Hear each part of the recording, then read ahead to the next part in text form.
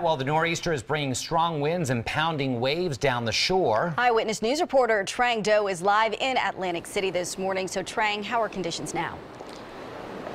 Hey guys, we're still getting that wintry mix that we started seeing about a half hour ago. When we first got here, it was pretty much rain, and then we started to see it gradually worsen. And right now, again, it is that wintry mix, that rain, snow kind of swirling here. But take a look out onto the ocean. Now, this is actually the inlet between the ocean and the bay. You can see, wow, look at that crazy wave.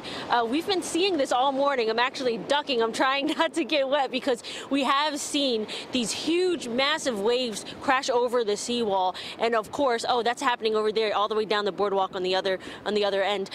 What's the major concern here, especially with high tide in just about a half an hour, is that we could see some minor flooding here in Atlantic City, which so often does occur here. And we have been seeing these waves crash over the seawall and kind of pond along North Main Street here in Atlantic City. So we are keeping our eyes on that. But right now, things are really not accumulating. If they do eventually start accumulating, we're not seeing much, anywhere from a coating to about 2 inches here at the shore. As Katie mentioned, further north is where they're getting more impacted, but nonetheless, still not great beach weather here in Atlantic City. So for now, I'm going to send it back to you guys in the studio.